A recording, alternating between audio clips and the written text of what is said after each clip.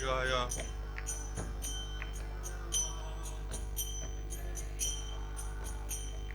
Gopi Janavallabha.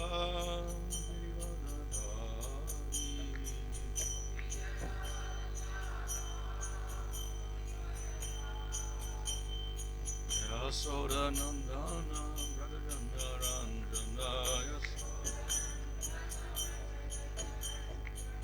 Yamunatira Vanachari Yamunatira Jaya Radha Madhava Anjali Jaya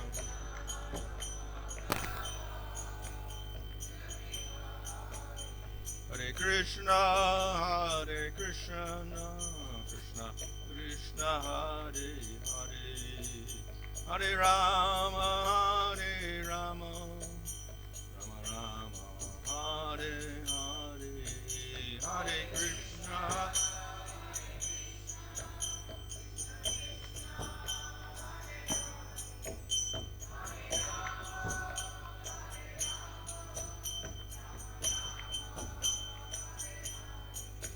Hare Krishna Hare Krishna Krishna Krishna Hare Hare Hare Rama Rama Rama Hare Hare Hare Krishna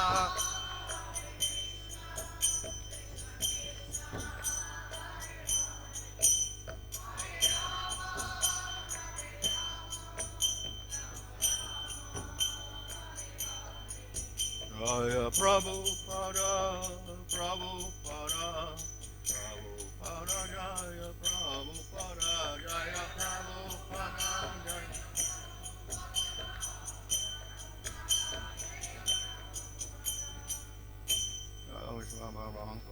Sorry, also those who AC Bhaktivedanta songs for Prabhupada Ki Jai Namaskar Hari Stalkor Ki Jai Prem Sikaho Sri Krishna Chaitanya Prabhu Nityananda Sri Advaita Gadadhar Shri Gaur Bhakta Vrinda Ki Jai Shri Sri Radha Krishna Gopa Govida Shama Kunda Radha Kota Giri Govardhan Ki Jai Shri Vrindavan Dham Ki Jai Navadip Dham Ki Jai Gang Jamuna Tulsi Bhakti Devi Ki Jai Ananda Koti Vaishnava Vrinda Ki Jai Samaveta Bhakta Vrinda Ki Jai Go Premanandi All glories to some devotees, all glories to some devotees, all glories to some devotees, all glories to Shri Guru and Shri Guru, all glories to Shri Guru.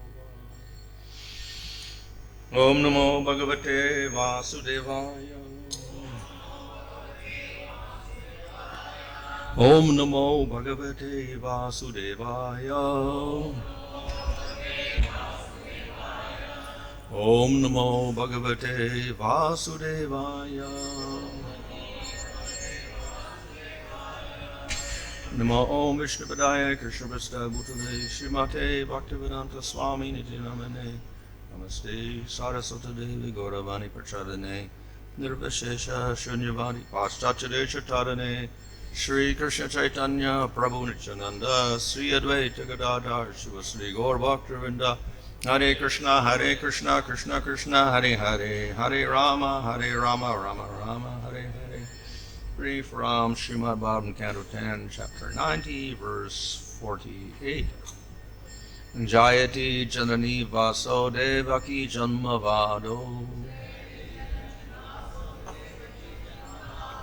Yaduvara Parishat Svardor Virasyan Adharmam Stirachara Vrijinagna Sismuta Srimukena Vrajapur Vanitanam Vardayan Kamadevam.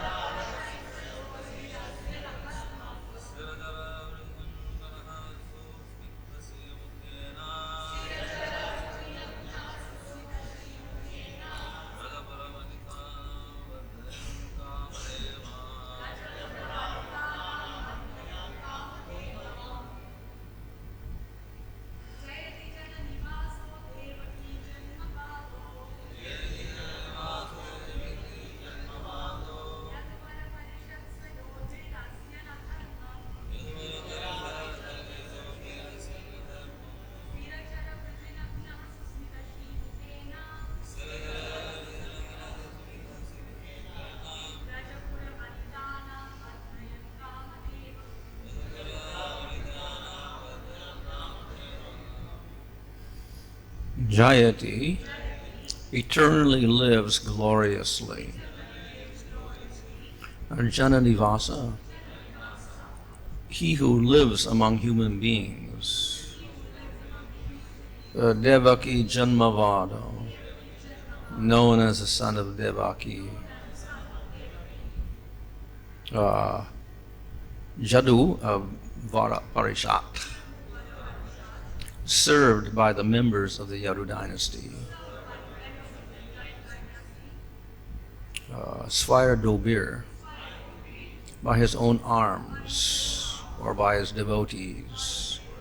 Asyan, killing Adharmam, demons or impious. Stirachara Virginagna, the destroyer of all the ill fortune of all living entities, moving and non-moving. Susmita, always smiling. Sri Mukena, by his beautiful face. Of Raja Pura Vanitanam, of the damsels of Vrindavan. Of Vardayan, increasing Kama Devam, lusty desires.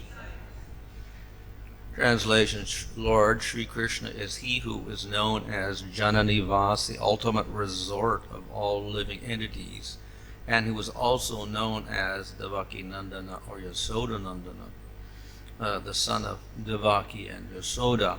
He is the guide of the Yadu dynasty, and with his mighty arms he kills everything inauspicious as well as every man who is impious.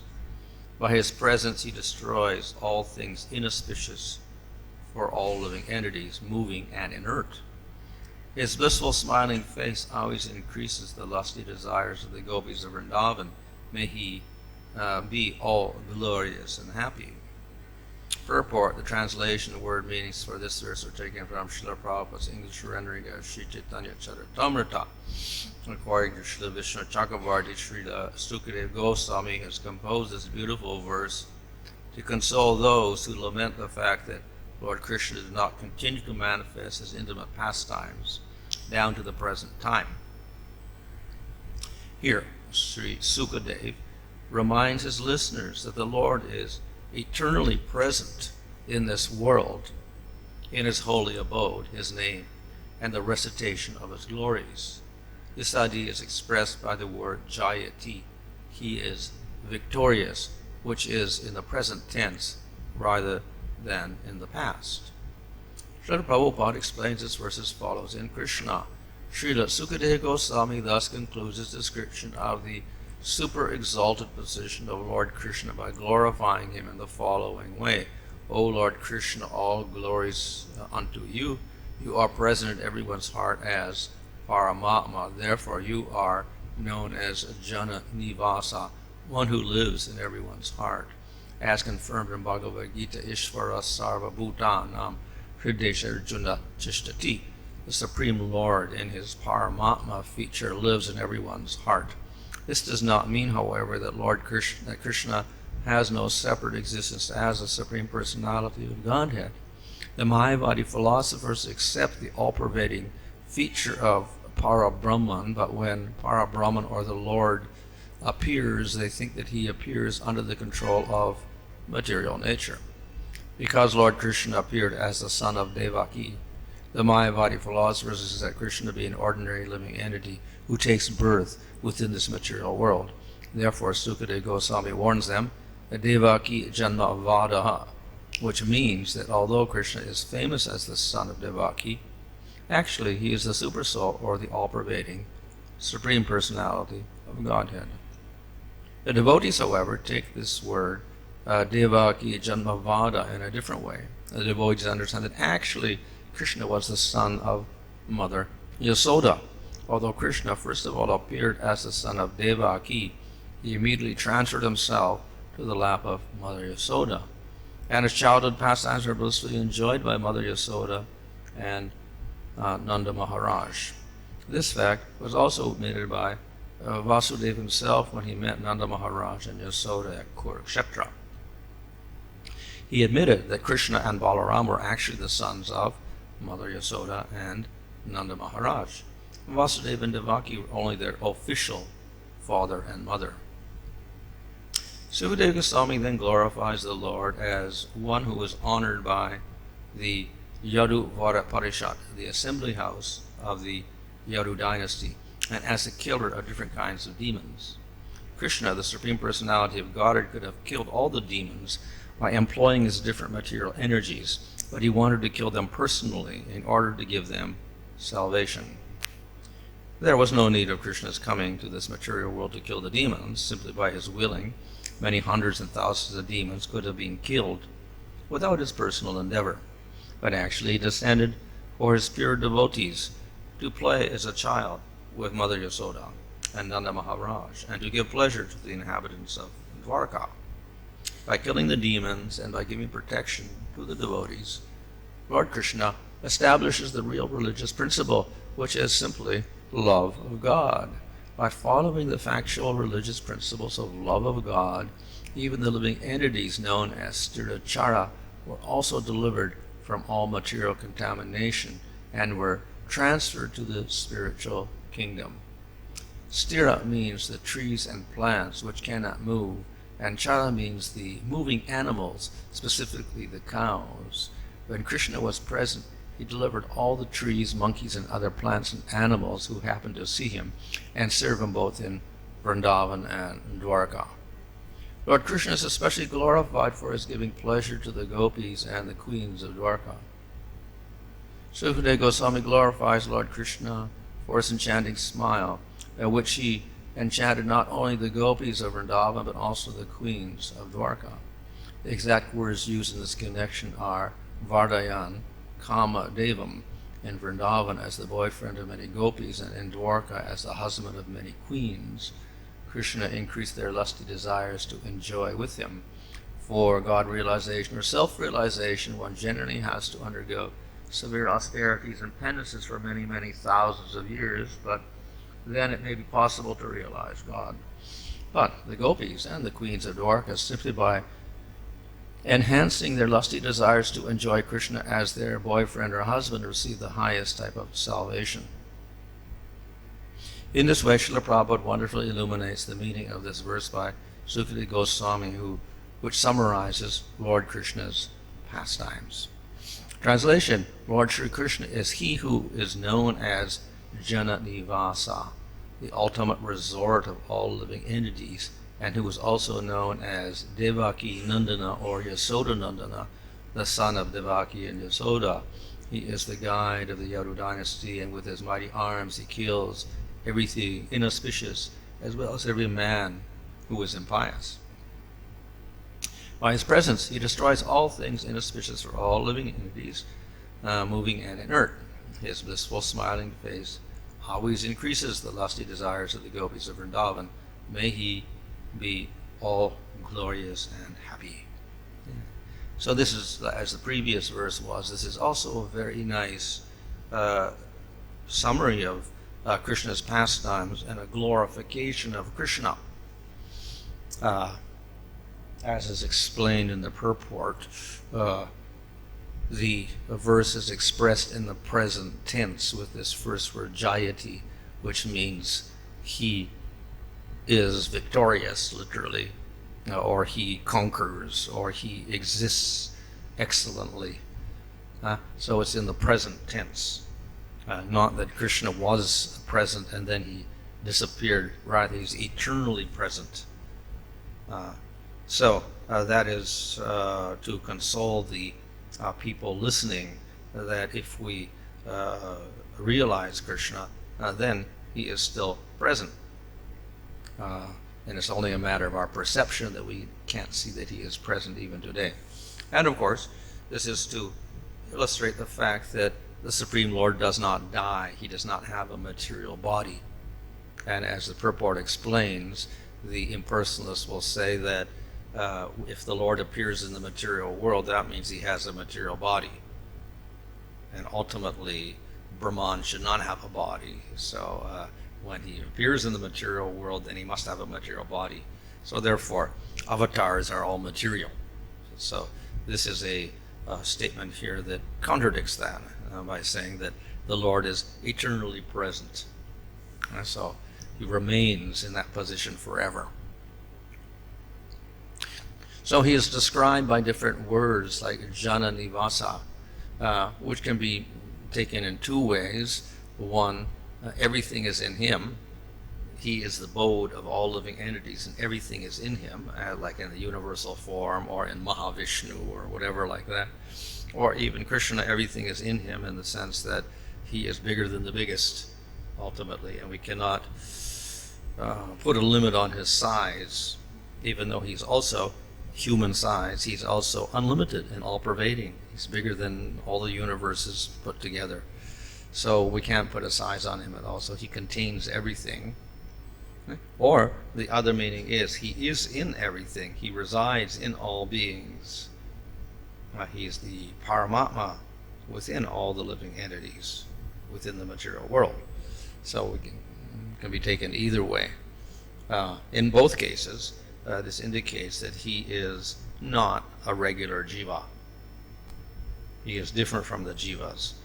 No jiva can claim to contain all the living entities or to pervade all the living entities as the soul of the living entity. No one can claim that. No jiva does that. So therefore, Krishna is declared to be different from the jivas. He is Ishvara. He is supreme. At the same time, why would he pervade everything? Why would he be inside everything? Because he is full of compassion for the living entities. He wants to help them. Why is everything in him? Because he wants to protect everyone. So he is also very compassionate, as well as being the Supreme Lord. And though he is the Supreme, he also manifests himself within this material world.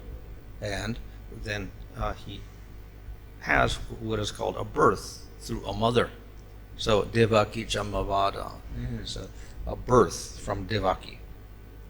Now the word Devaki can of course mean Devaki, the wife of Vasudeva. And Krishna appeared in the prison house through the womb of Devaki as the son of Vasudeva and Devaki. But he's also eternally the son of Nanda and Yasoda. So in Vrindavan, in the spiritual world, Krishna is the son of Nanda and Yasoda. And within the material world, Vishnu Chakravarti explains that simultaneously Krishna was born to Vasudeva and Devaki and to Yasoda. So there were two Krishnas born simultaneously.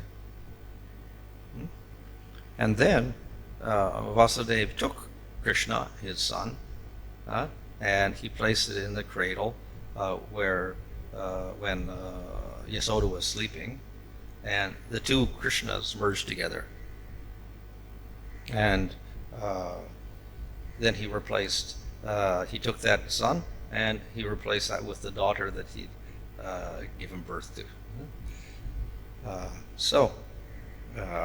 In this way, he took the daughter from Yasoda and went back, and then Kamsa tried to kill that daughter. So actually, we can say that Yasoda wasn't aware of what happened. And then she woke up, and then she had this child there, and that was Krishna, but it was actually both Krishnas merged together. And the daughter, Yasoda was not aware that two were born, a daughter and a son, a brother and sister. And the two merged together, and then Vasudeva took the daughter back to Kamsa's prison. So therefore it's explained that Krishna was born to both Yasoda and Nanda and Vasudeva and Devaki. And then they merged together. So therefore, that's one way of explaining that this Devaki Janmavada, that he is born to Devaki. He's also born to Yasoda. So the word Devaki, of course, means Devaki, but it also means Yasoda, according to the Purana. So sometimes Yasoda is also called Devaki. So therefore the word has a double meaning here. He is born to Yasoda and to Devaki. And the word Vada means, they say, it is rumored like this, that there is a son. Because actually, they speak like this, but ultimately Krishna is not born to anybody in the normal way.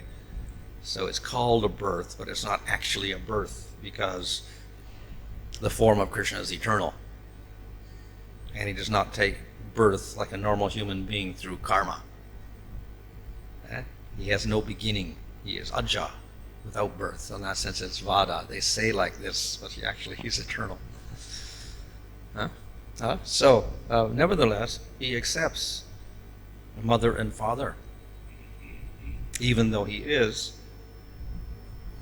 Paramatma within all living entities, and he contains all living entities within himself as Jananivas. Still, he accepts father and mother, and he appears to be born within this material world. Why does he do so? Out of affection for his devotees. So therefore, he's not. The Lord is not impersonal at all. He's very affectionate towards his devotees. So,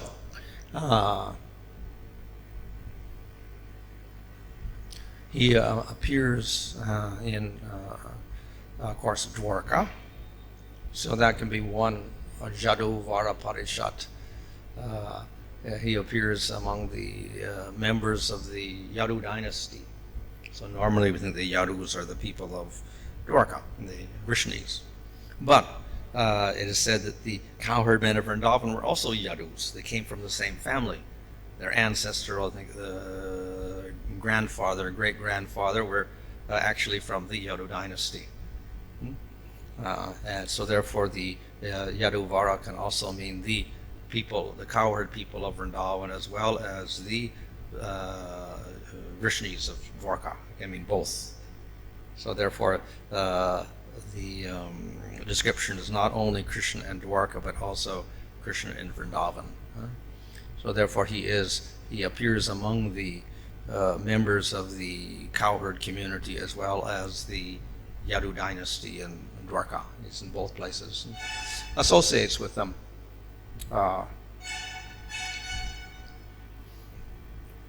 And he kills Adharma and all adharmic people with his arms, his own arms, or the expansions of his arms, that is, devotees. So sometimes Krishna kills demons, as he does in Vrindavan and outside Vrindavan. And then he has his assistants, like the Pandavas and Arjuna. So the Pandavas were the one that fought the Kurukshetra war and killed all the demons at that time. And Krishna didn't do anything. So those, in that way, the Pandavas acted as Krishna's arms. So he personally kills, and then through his expansions, he has the demons killed. And this way, Dharma is wiped out. So adharma in the normal sense, of course, means all the evil tendencies which destroy dharma. And the devatas had prayed to Brahma that they needed some relief, and therefore Brahma went to the Milk Ocean and meditated, and then Vishnu appeared and said, I will appear and relieve the burden of the earth, and that is the adharma. So that was one of the purposes of the Supreme Lord, to wipe out the asuras at that time, in response to the request by the devatas. On a more esoteric level, of course, as the purport also explains, the other purpose of the Lord is it's not just to kill demons, but rather, and not just to establish dharma, normal dharma, but to increase the love of his devotees. So the Lord appears and he removes the obstacles within the devotees, all the anartas, so that they can attain a level of pure prema and participate with the Lord in pastimes. So therefore the Lord assists the devotee in removing all the anartas from his heart. So not only the demons does he destroy, but he also assists the devotees in doing this. How? By displaying his pastimes. And by seeing his pastimes and experiencing those pastimes, the devotees give up their last impurities and anartas. And then they are able to participate with Krishna.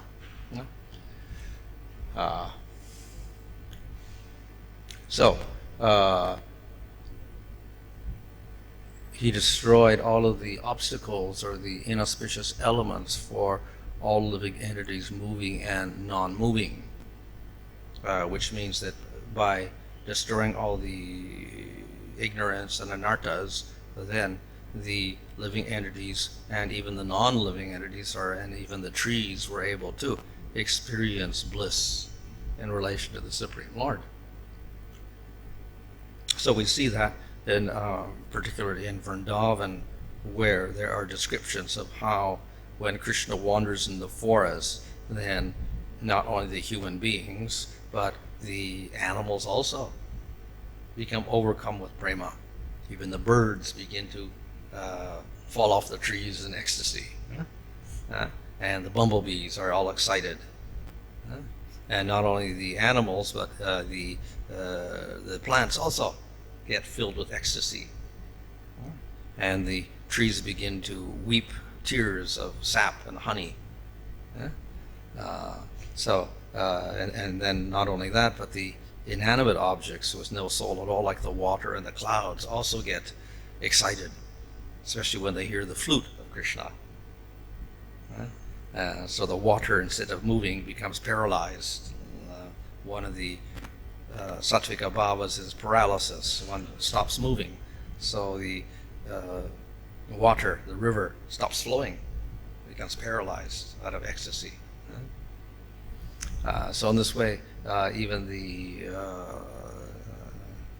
entities which normally don't have consciousness somehow develop prema for the Supreme Lord.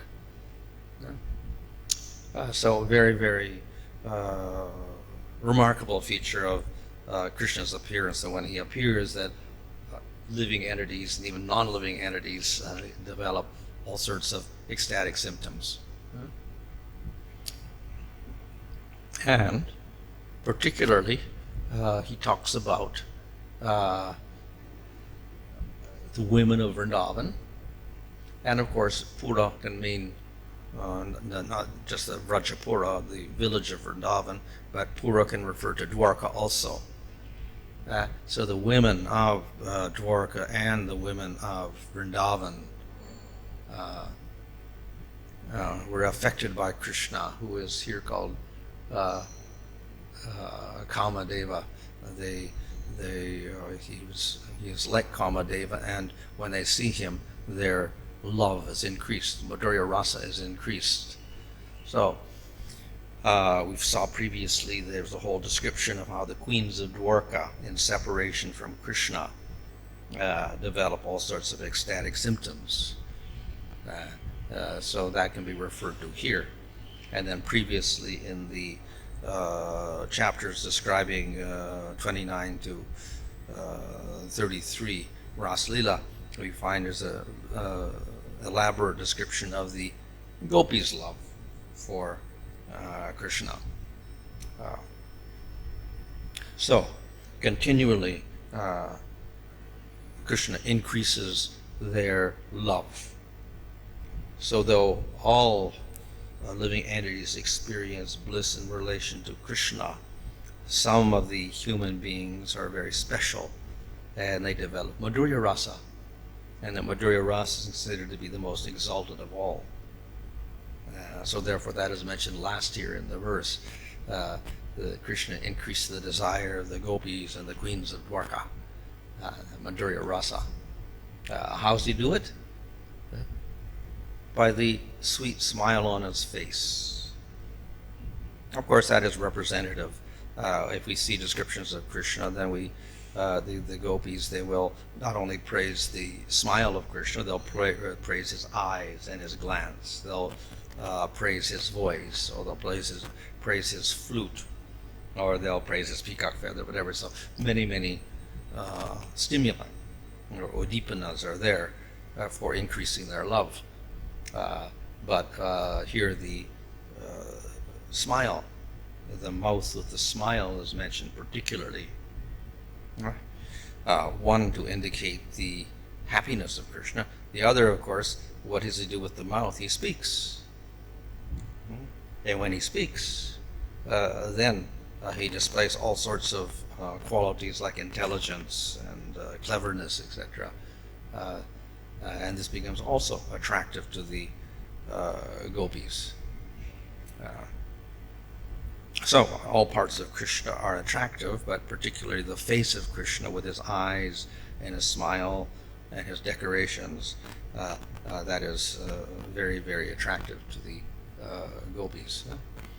So therefore here we get a very nice description of how Krishna attracts all living entities. So we have from the non-moving entities to the moving entities, and then all the way up to the people of Dwarka and the people of Vrindavan, and finally the gopis in Vrindavan. So we get all sorts of attraction to Krishna manifested in various rasas here in this verse. So in this way, Krishna manifested himself within the material world, displayed his pastimes, which are described in the 10th canto here. And then finally, at the end here in chapter 90, where the 10th canto ends, we have a summary of all these pastimes of Krishna, so that we can get inspiration and remember Krishna in a particular rasa. See, in the dictionary meaning of love and lust, love says deep affection, lust is something sexual. And I'm surprised that in the purport, Krishna increased the lusty desires instead of putting a dusty, loving desires would have been apt, because people may think in a different way. Yeah. The only reason that is used is because the word kama is used, and the normal meaning of kama is lust. And of course, in the, for instance, Nectar Devotion, when it talks about the different relationships, and there is kama rupa bhakti, and then the other types of sambandha, such as vatsalya and sakya, etc. And kama is particularly singled out as being very strong. So the normal meaning is lust, but obviously that does not fit exactly, because it has a negative meaning in the material world when we use that word. And for other people, when they see the pastimes of Krishna with the gopis, or even Krishna with the queens of Dwarka, then they will also think in the same way. This is not so good. How can people have such attraction to the Supreme Lord? So there is a little bit of some misunderstanding when we use that word. But then the other idea is that kama does express also, it's just another word for prema in Madhurya Rasa, which you can say is more suitable to the to use in one sense, because it means indicates spiritual love, Madhurya Rasa. So therefore the word probably is used because of the Sanskrit word kama is there, and that's the normal association. But then the negative idea is that it looks material because of that. Huh?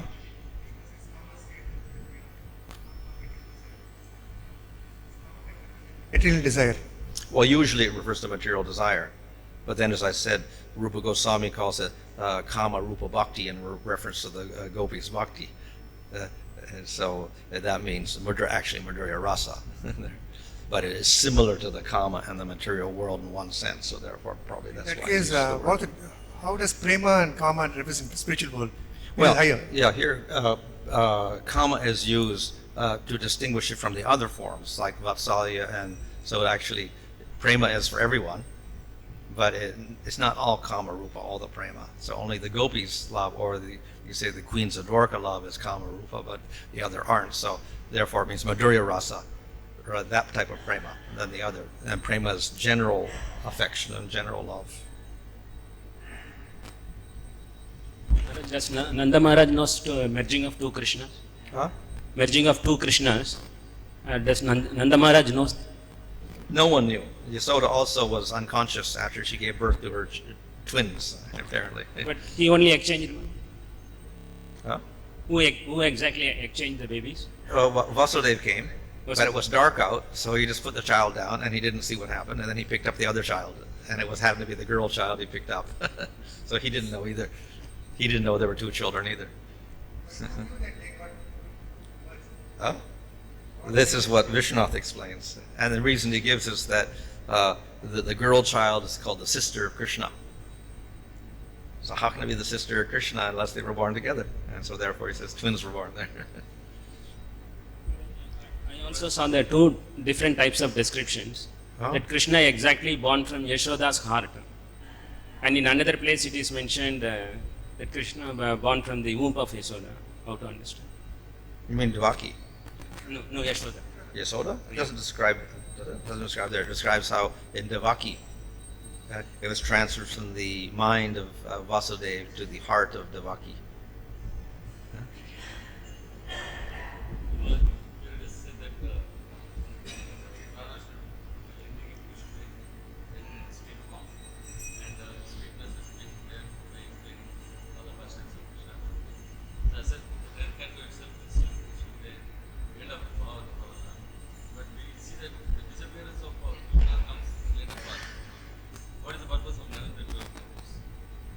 Oh, well, we have after the 10th canto, this is considered to be the asraya, or the ultimate topic. But we do have other topics in Bhagavatam like Nirodha, Mukti, and Nirodha, destruction. So that is what takes place in 11th and 12th canto. Of course, 11th canto also has teachings of Krishna there, where Krishna speaks to Uddhava, and there he explains Karma Yoga, Jnana Yoga, Stanga Yoga, and Bhakti Yoga. And he also explains mukti, or liberation. And 12th canto, one of the purposes is to talk about the four types of destruction, up until the final destruction, where you get rid of your material body and get liberation or go to the Supreme Lord. So therefore those two topics are covered in the later cantos.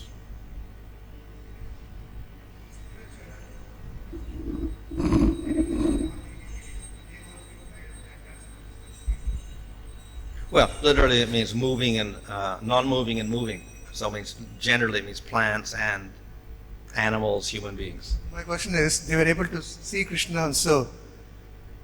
Can we also understand that when in the temple there are many trees and plants and other entities that devotees are doing kirtan?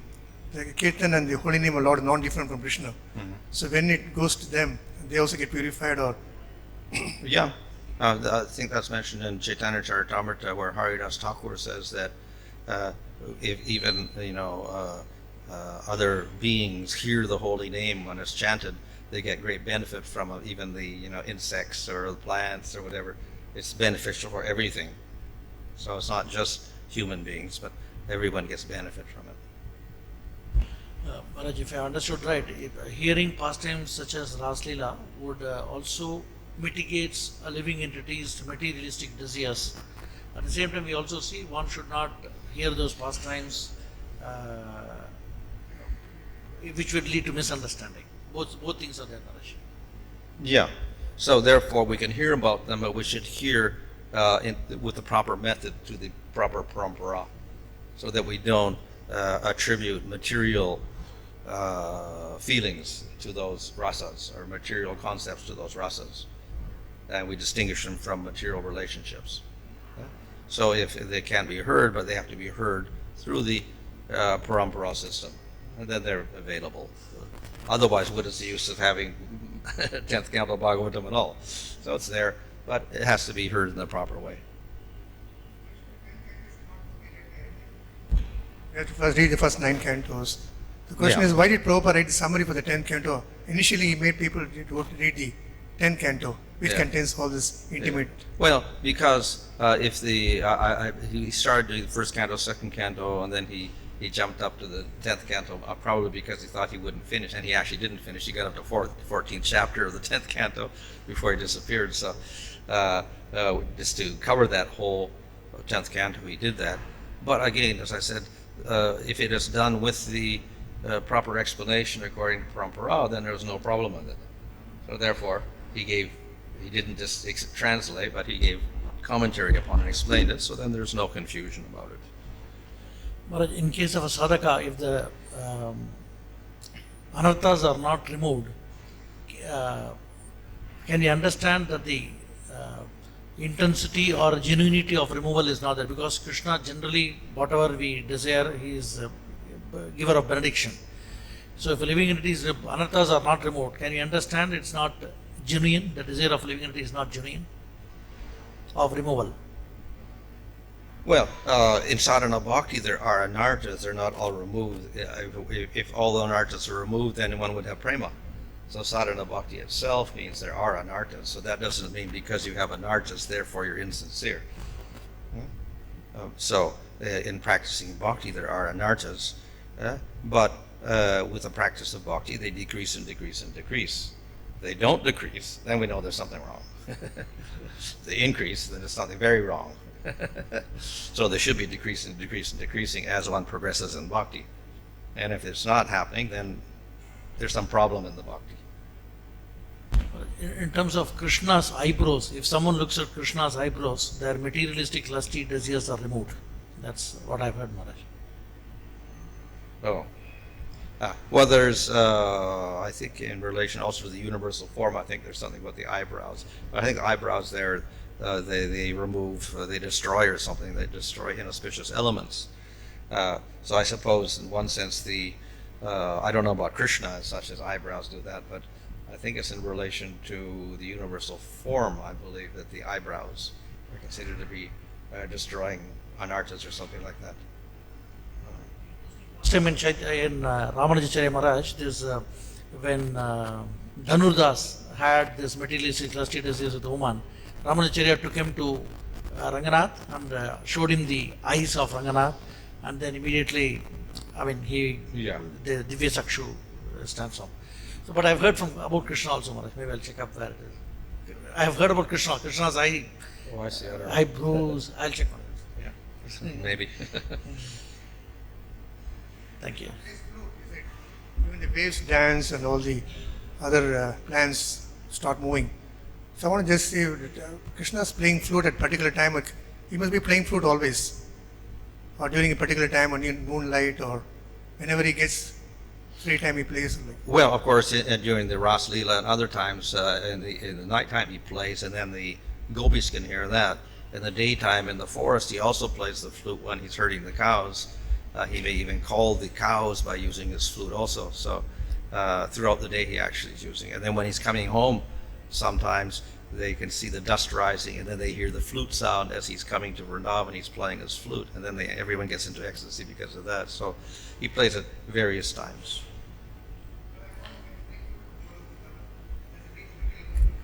Does it?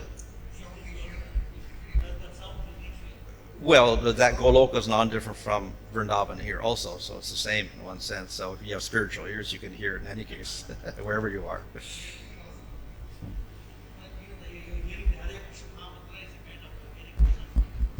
Through the name of Krishna, everything is revealed. So within the name of Krishna, then all the pastimes are revealed, including the flute. Hare Krishna, Maharaj. Speaking about Bhumi Bara, how can we understand that killing a demon, the Bhumi Bara is reduced because about that Atma's weight or sinful activities? So the weight on the earth, the burden of the earth, is the sinful activities or the adharma committed by different jivas, prominently by the demons. So we see that in the first canto, where personification of Kali is beating the legs of the bull. That is dharma, and only one leg is left.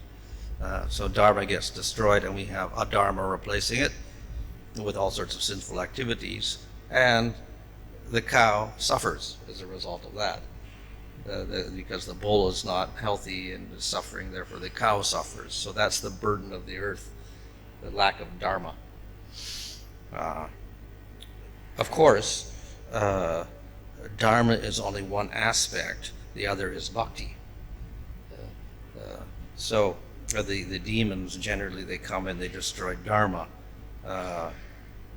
because that's the system established by the Lord through Manus, and they want to destroy that system.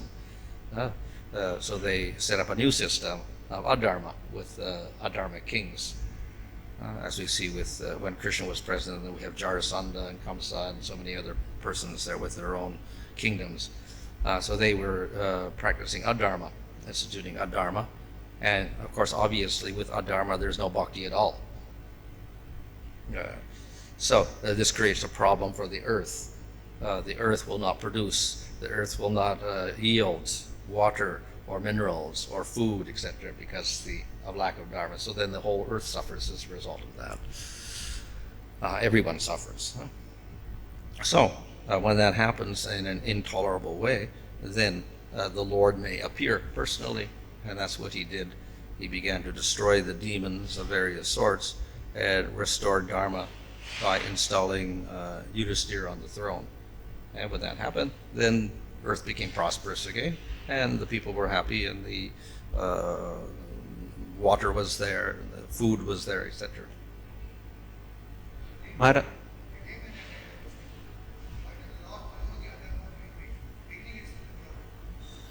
The nature of the world is fluctuating gunas. Sometimes sattva is prominent, sometimes rajas is prominent, sometimes tama is prominent. And particularly in Kali Yuga, tama becomes prominent. So this is a cycle that goes on 1,000 times in the day of Brahma. And when that happens, then the demons become more prominent. So there's periodic stages where demons become more prominent every Kali Yuga. This is the nature of the material world, that it's like waves in the ocean, more or less.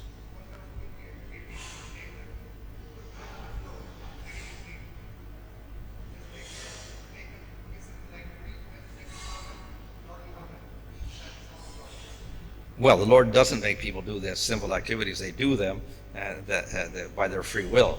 And then the Lord establishes systems like dharma so that they are regulated in their activities and that is minimized. But then the demons come along and destroy that system, and then they practice a lot of adharma.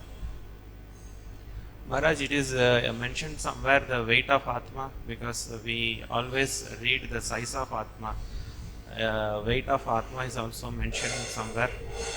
Actually, there's no material weight for Atma. It's not a material thing. So we cannot measure it. We know size also in the normal sense, because size also is a material concept.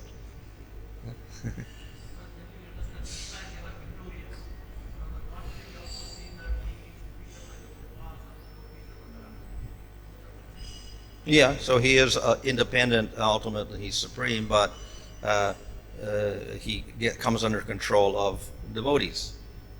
So that is not a fault, but it's rather a good quality of the Lord, because if he didn't come under anyone's control at all, then he would be completely impersonal. So he's controlled by love. So that's a good quality, not a bad quality.